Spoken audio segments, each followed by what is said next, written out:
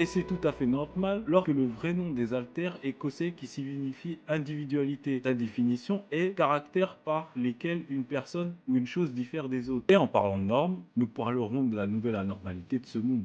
Des 20% d'êtres humains dépourvus d'altères, les sans altères. Mais avant cela, attardons-nous sur le plus grand représentant des alters qui n'est nul autre que All for One. さてやるか。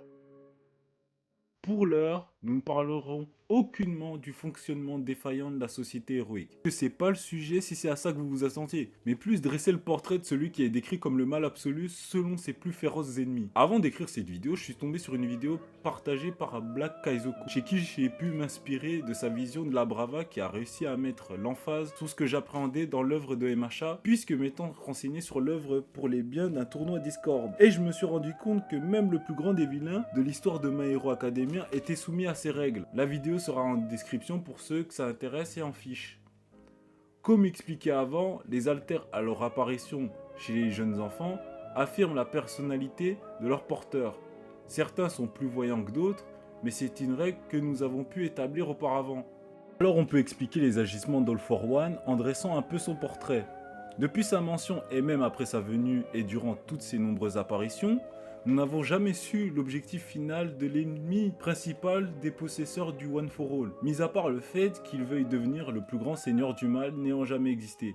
Mais pourtant, pour atteindre tous ces objectifs, il emploie une certaine diversité de méthodes qui jusqu'alors nous est inconnue.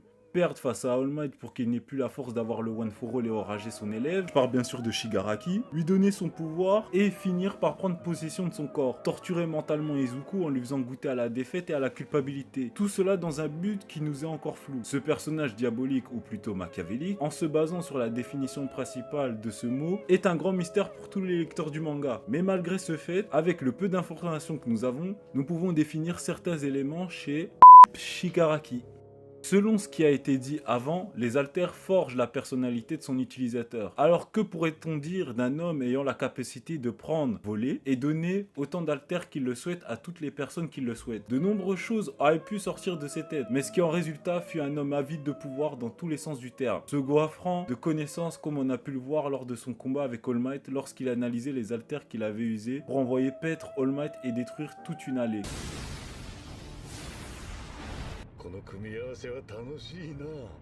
状況系をもう少し足す。 Mais aussi avide de vie, puisqu'il se sert de toutes les personnes dont il éprouve de l'intérêt, mais aussi en étant le sauveur des plus désespérés et ceux qui en ont le plus besoin.